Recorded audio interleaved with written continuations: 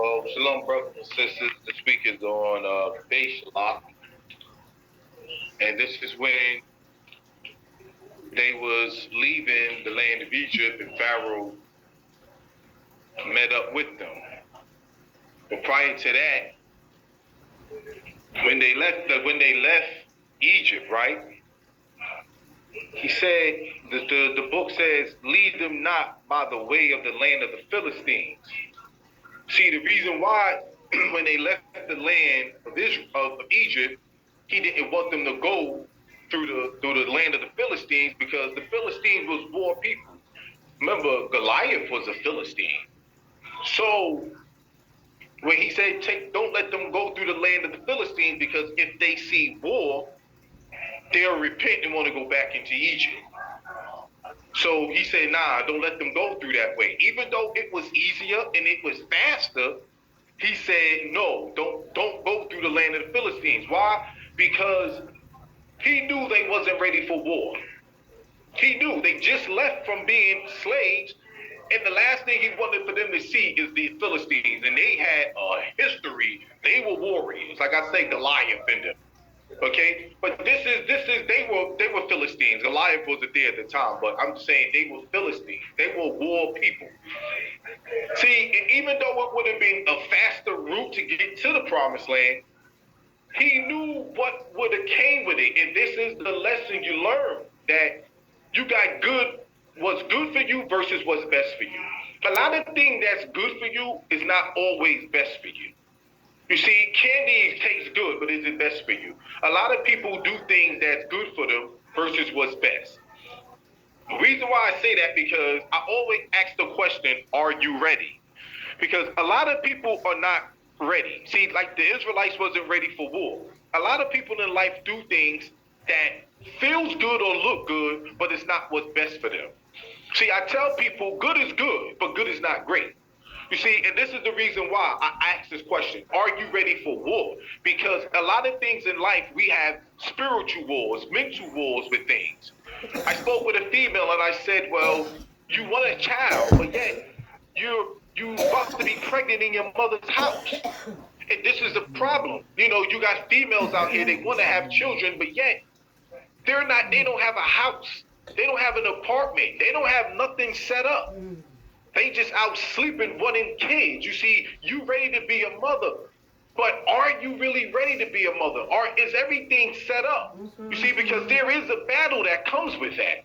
This is why they say like 84% of in the black community, women who have children, they have them still in their mother's house. There's a lot of men out there, they out there having kids and they still live in their parents' house. You see, and this is the problem with being ready. Are you ready for what's about to come? You see, the Most High was smart enough. He said they're not ready for war. So I'd rather let them go a long way instead of letting them go the route that will be good, that's going to cause them harm or pain. I know a person, I said to him, like I said, I don't say names. He wanted to get this brand new Lexus. I said, listen, man, are you ready for a Lexus, man? Yeah. I said, I know you're ready to go to the clubs and look good in it, but do you know what comes with that? The war that comes with that. You got to pay insurance every month. You got gas.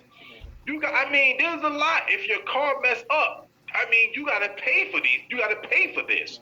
So this is the thing that I was telling this particular guy, because what he did, he started ducking the repo man. He couldn't pay his bills. He couldn't pay his car note. Now he got to park his car certain places. And this is the thing. People want things. But do you know what comes with that? The war that comes with it. Same thing in religion. A lot of people say they want to be Israelites.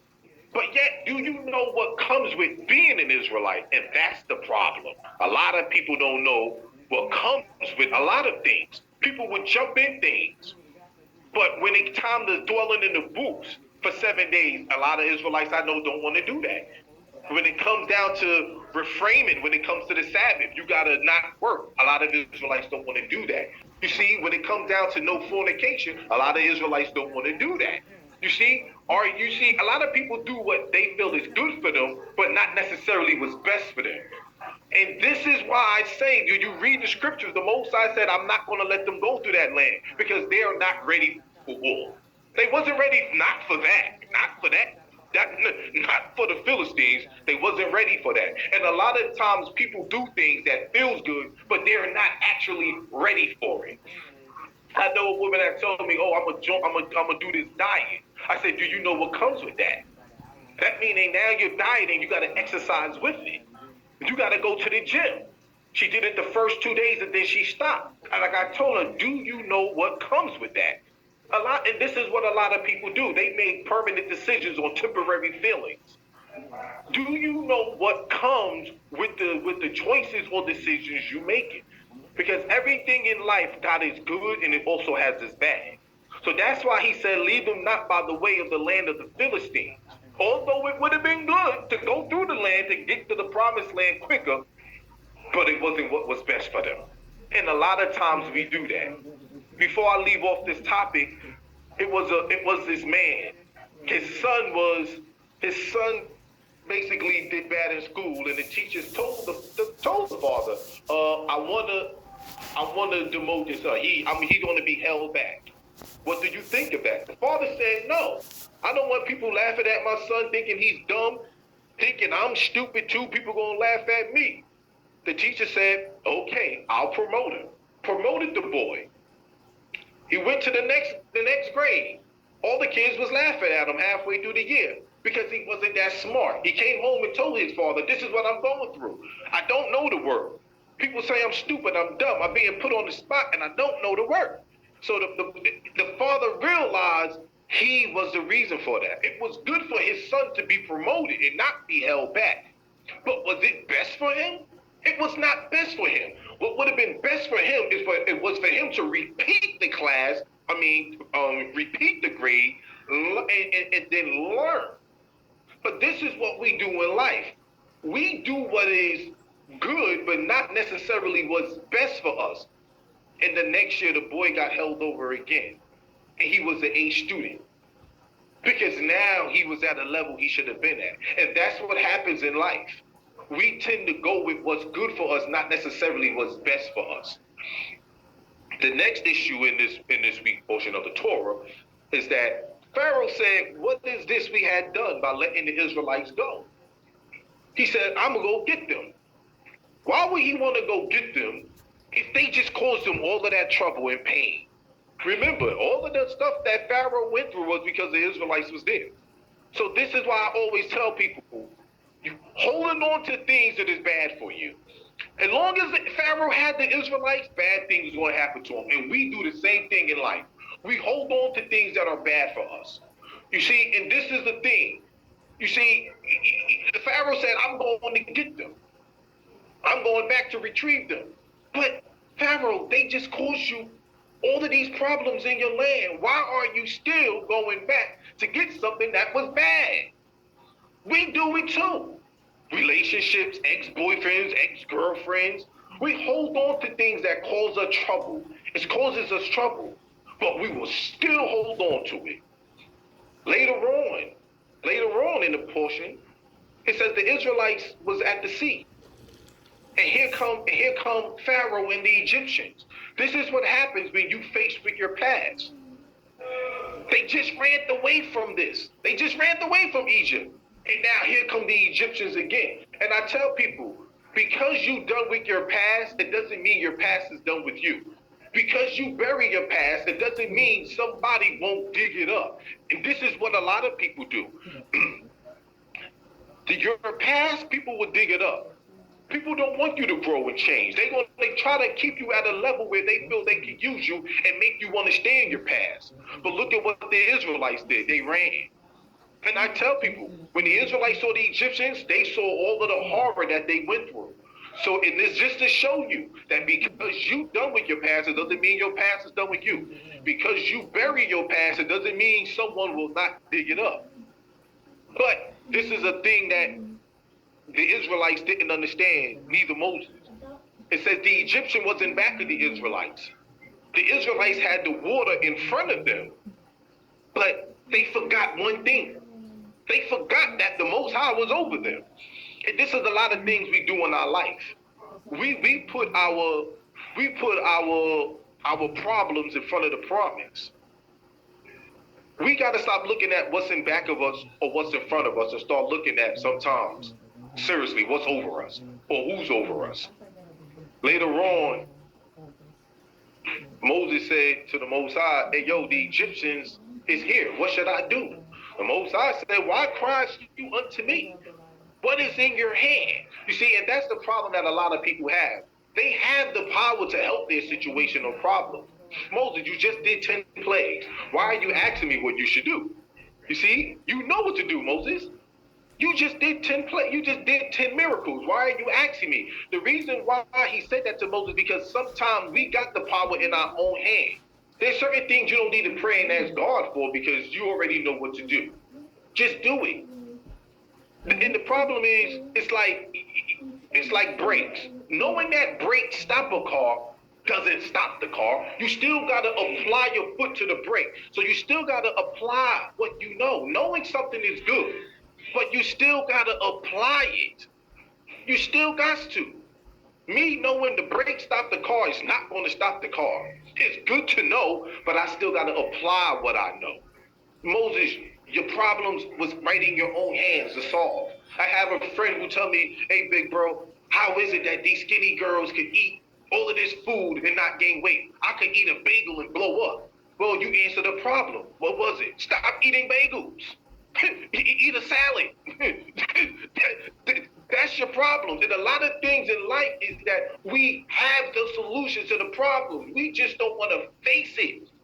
That's why I tell people, you got discovering versus doing. People discover the truth and know it. That's a good thing. Now the problem come in is doing it. People don't want to do it. That's the big problem. The problem is the doing, what you know. He said, Moses, what is in your hand? So what you got the power to do, you need to do it. You can do it. Question that I always told people is, why is it people are afraid to do things themselves?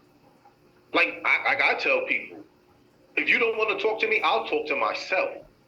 You don't like me, I'll like myself.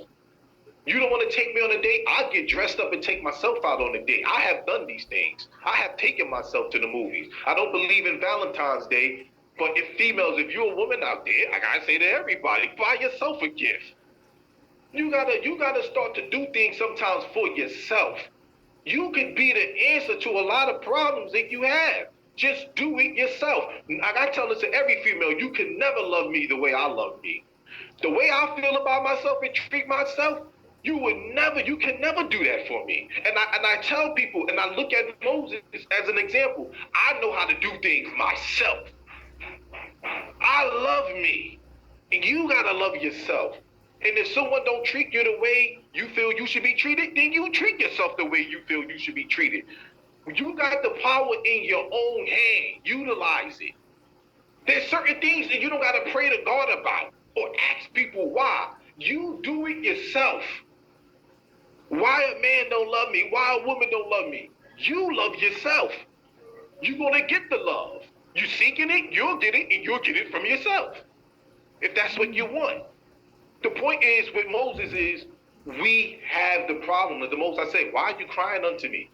You got the staff right there, Moses.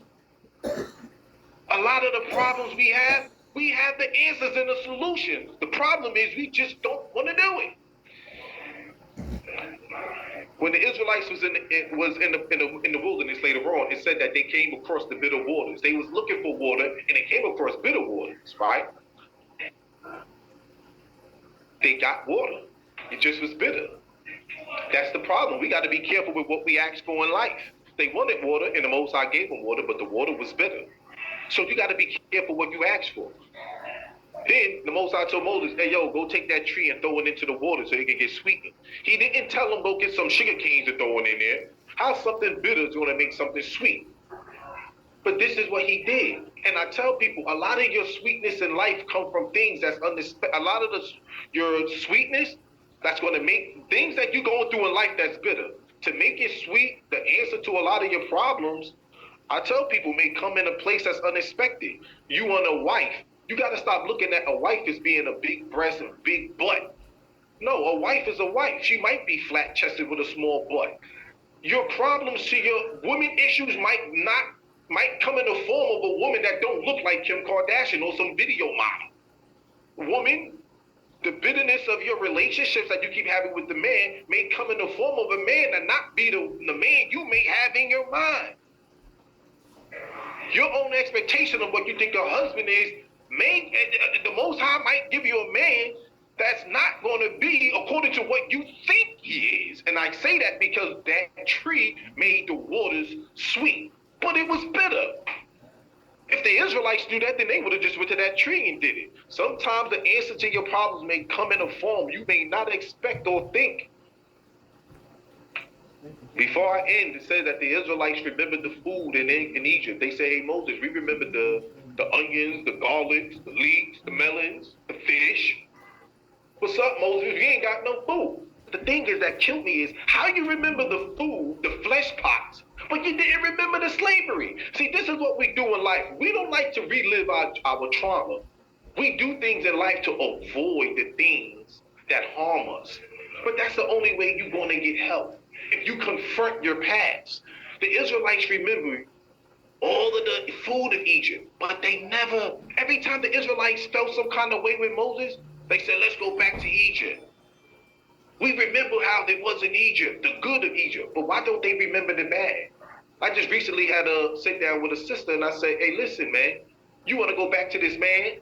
Yeah, he was real good in bed. Yeah, and he was real good at beating on you.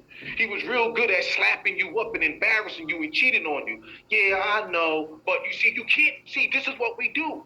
We try to relive the good and not the bad, and that's a problem because we don't like to relive trauma. Sometimes you gotta look in that rearview mirror because the best indicator of future behavior is past behavior. If the Egyptians enslaved you before, if you went back to Egypt, what made the Israelites think the Egyptians wouldn't enslave them now? Sometimes you just gotta move forward, man. And just look, move forward. If you keep looking in the rearview mirror, you will never see the road ahead of you. And I end with this. When the Most High did give the Israelites food, he gave them quail, he gave them manna. And the Israelites didn't value that food. They didn't value that blessing, and the food went bad. Sometimes I'll tell people this. When the Most High give you a blessing, you need to value it. Take care of it. Because he blessed us in many ways. We need to start valuing the blessings. He gives good things to us. We need to start taking care of it. Shalom.